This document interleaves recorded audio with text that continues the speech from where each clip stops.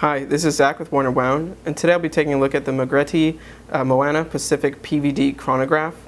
It's a very cool watch and a pretty new release from the brand. It's one of the few mechanical chronographs out in the market today that comes in at under $1,000, and it has some really great features and a great price to go along with it. So it is a stainless steel case with a PVD coating. It has a ceramic insert bezel, a domed sapphire crystal with a double anti-reflective coating, 500 meter water resistance, and as I mentioned, a mechanical chronograph by Seagull. And that comes in at $545, making it really a great deal for a mechanical chronograph. The Moana Pacific PVD has a fairly large and chunky case. It's a 44 millimeter wide, 52 lug to lug with a 24 millimeter lug width, and it's about 15 millimeters thick, making this certainly quite a large watch. Now you can see clearly it's PVD coated, but there's various finishes on the metal. So on the sides it's brushed and you have a slight matte finish. And then looking at it straight on, the top surfaces are all polished, which gives a very kind of deep black, but is a reflective black, whereas a lot of PVDs are more of a matte finish. I quite like the way that looks though, and the finishing all around is very good. So is the overall just build quality of the case. Now looking at the crowns, you have two chrono pushers and a crown. They're all screw down, which is needed for the 500 meter water resistance. The crown itself is very large, very easy to grasp. A few turns and it pops, and then you can set the time, push it back in, and it threads very easily. The chrono pushers, like I said, they have these little collars here that you unscrew when you want to use the chronograph. That's fairly simple. Now just taking a quick look at the bezel. It has this ceramic insert, which is a high gloss, and the markings in it are kind of etched in, so you have matte markings in a high gloss black. At 0 or 60, you have this kind of little lume pearl. The edge of it is also polished black PVD. Now just using it quickly, it's a 60 click unidirectional bezel. It lands very precisely on the mark, which is great. The actual feeling of the snap is a little plasticky, but once again the quality is there and it is good. Just flipping it over real quick, it has a display case back, and we'll talk more about the movement shortly. Looking at the dial of the Moana Pacific, it's very kind of minimal but sporty, and it has an overall very nice design. So clearly you have these very large 12 and 06. Those are only real large numerals on the dial. For the other hours you have these hash marks that are loomed. And one really nice detail of this watch is that all of these loomed markings are actually sitting on little kind of applied gloss black. So they stand off of the matte black of the dial, and then the loom stands off of them. It's a very nice detail. It kind of adds a lot of kind of quality, a quality look, I should say, just to the dial.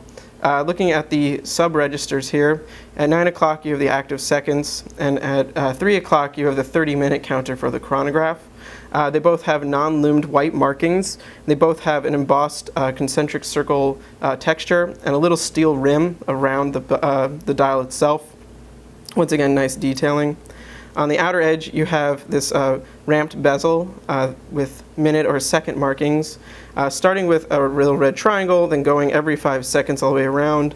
The colors here, it's actually very kind of dim gray and a very dark red. They're very visible in normal light, but they don't shout out at you and they don't take away from the main portion of the dial. Overall, I really like proportioning here. I think it's a very well executed dial with a slightly different look, one that is clearly just very sporty and race inspired. And also then that kind of plays nicely off of this matte and gloss black bezel. The loom itself on the dial is actually very strong. It's super luminova. It picks up light and charges really, really well. This is one of those ones, go from a light room into a slightly dim room and you will see it glowing. The actual use of it is fairly sparse, so you just have these large hours, the hands, this little pearl here, but it's very good, it's very strong and well applied. So one of the primary features of this watch that will draw you to it is the fact that it's a mechanical chronograph that's coming in at $545. And if you've looked at the prices on mechanical chronographs, especially new models, they really range from $1,000 up to almost infinity. So to get one that is more affordable, you really have two options. You have the Poljot 3133 movements, or you have Seagull ST1901 movements. And this features the Seagull ST1901. Now just looking how it works. Like I said, you have the two chrono pushers that are screwed down, so you unscrew this little collar. This is start and stop here, and reset at the bottom, which I'll just unscrew now. And you hit it, and then your second register is going to go there. And you'll notice it's a smooth sweep, obviously because it's mechanical. It's one of the advantages of a mechanical chronograph. And if we're going to go around, every minute, the 30-minute register will click once. And obviously, it doesn't count for hours or days or anything longer than 30 minutes. But so this is one side of it. You have the functional chronograph with also instant snapback. But then you also have, on the other side, just this beautiful movement to look at.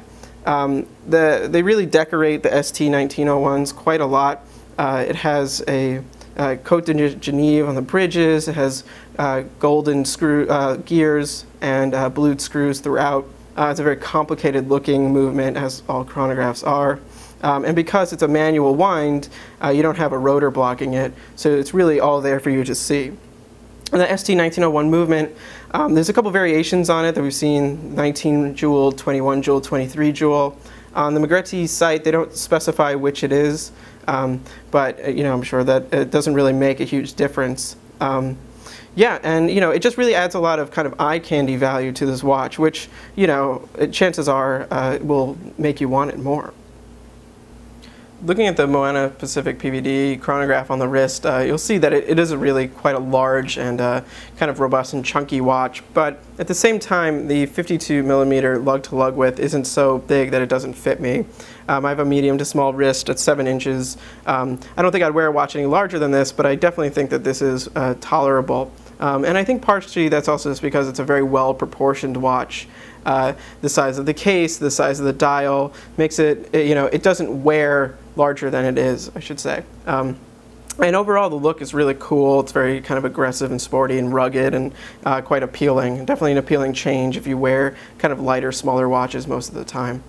Now looking at the strap it came with this kind of maroon, chocolatey 24mm leather strap with a black PVD thumbnail buckle.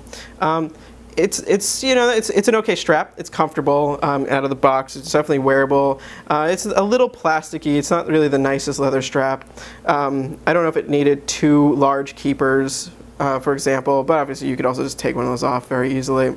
Now just to look at another type of leather that might look good with this. This is a 24mm Crazy Horse leather strap from Panatine, and it has kind of a much more natural brown to it, black stitching, a black edge, and I think that kind of added ruggedness goes really well with the kind of aggressive demeanor of the watch.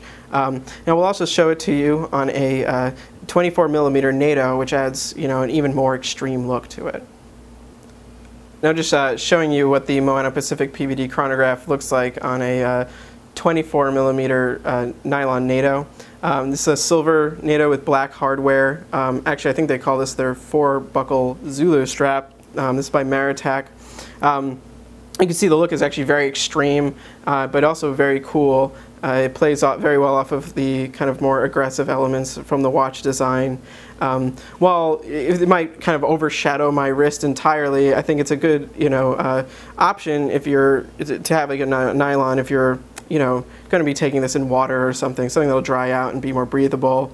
You could also obviously put this on a single pass-through nylon strap, which will have less buildup. But ultimately, I think the look is just really spot on and a great alternative to a leather strap. To wrap everything up, the Magrette Moana Pacific PVD chronograph offers really a lot of value for a watch at $545. Namely, it's a mechanical chronograph, which, as we said before, is kind of hard to find in this price range.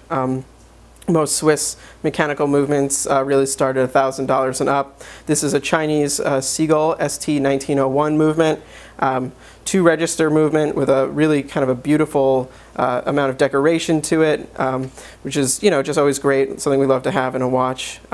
Otherwise, it has a very nice PVD coating, good build quality, sapphire crystal, ceramic bezel insert. So it comes with a lot for, I think, $545. The strap isn't great, but you can change straps very easily, and it's not that bad either. It's definitely something you can wear out of the box. So once again, this is Zach with Worn and Wound. I hope you enjoyed this review. Check us out on Twitter, YouTube, Facebook, Tumblr, and just keep coming back for more. Thank you. Goodbye.